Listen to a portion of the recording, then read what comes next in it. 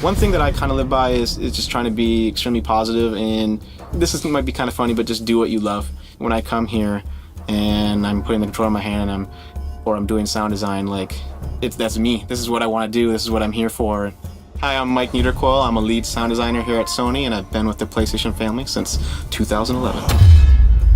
I've never been a part of a project where someone laid out a vision like 4 years prior and how well that vision was upheld. I got to commend the team on that, and Corey to sticking to his guns. I've been in some meetings where Corey, he really pushed back on what he wanted, and it was really great to follow in his footsteps to kind of get us to where we are.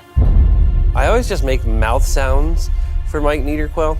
So when I would go in and try to describe what I'd want, it was more just like, like, and woof, and you're like, oh man, and it's ridiculous. Like, I think if you were to take it out of context and listen to any of the things that I were to tell him, I don't know how he followed any of that direction. The only clear piece of direction I gave him was the World Serpent voice. It's this mysterious entity that comes out of the water. It's giant, larger than life, and he wanted its voice to represent that, and he wanted it to be surreal and something you've never heard before and be very alien. I had these really cool Tuvan throat singing videos, and I was like, I really want him to have this weird combination of monster and creature, but also like a Tuvan throat singing thing, so it's almost like cyclical, like the didgeridoo almost. There's like 5 layers to it. So I went online, I went on YouTube and did my research, and I was like, I think maybe I can do this. And so I gave it my best go, and I put a mic up to my mouth, and I was like, and it's not that great. I use different pitch plugins, and one of them was kind of like auto-tune, right? And that's kind of what gives the World Serpent its signature sound, is it's trying to pitch correct when I do that Tuvan throat singing. So when you hear me restart like this, it's me fighting against the auto-tune to get it to stick to where I want it to kind of correct it. And then once I find the note that I like, I kind of try to hold it as still as possible. And that's kind of what gave it its unique characteristic. Once you start to add some of the plugins,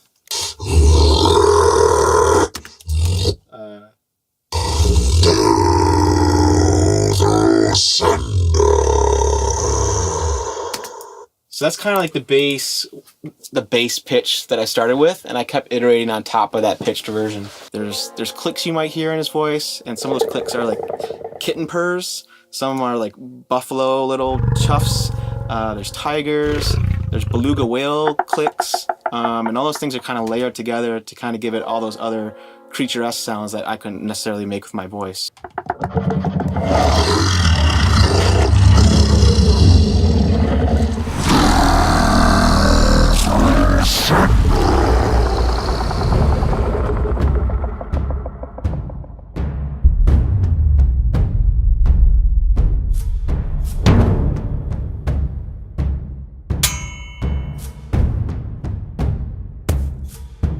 We did a lot of Foley recordings down in San Diego, and what that offered us was unique sound recordings to kind of craft the sound of God of War.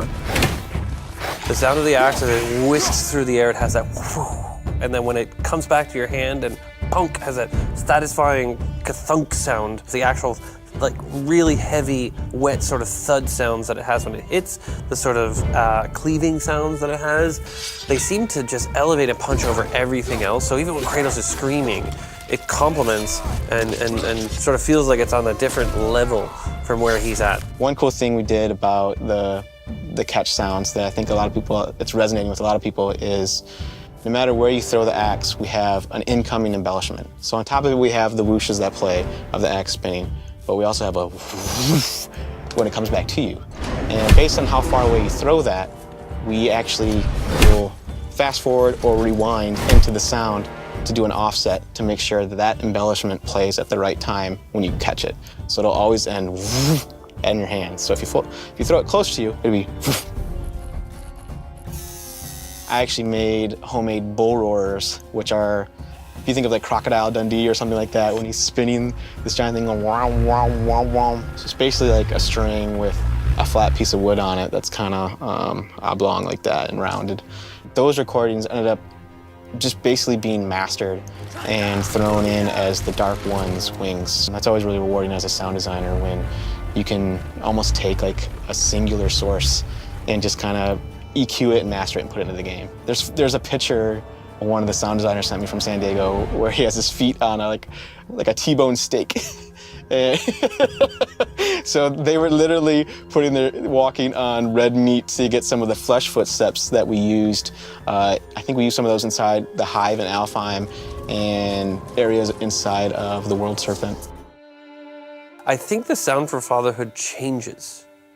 In the first 3 years of my son's life, the sounds for fatherhood was screaming. But then I would say the sound for fatherhood now has changed to Papa. That to me sort of sums it all up, makes it all feel good and worth it. Is him actually calling out to me and initiating a conversation, which is a big deal, I think, for me specifically. So that becomes a very personal, what is that sound of fatherhood? It's interesting because you look at the game, and I think the sounds of fatherhood are boy, and then at the end it's son. I think what I've enjoyed most about working on God of War is the collaboration. Each person on our sound design team has almost touched everything in the game.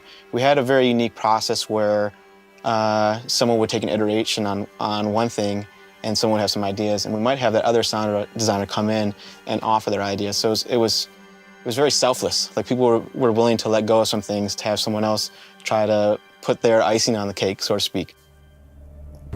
Thank you to every single person out there who worked tirelessly to make this game, who suffered and struggled and doubted but ignored the doubt or overcame the doubt, who put in way more than was ever asked. It is no mistake that people are talking positively about the audioscape of this game. This is not the kind of thing people do, just to get it done.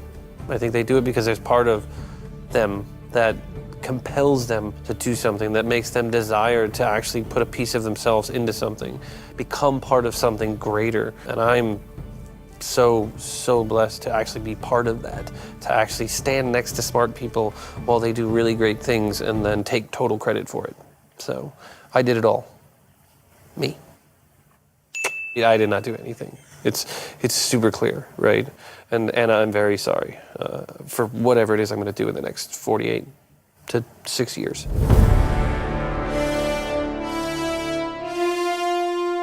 Boy. PlayStation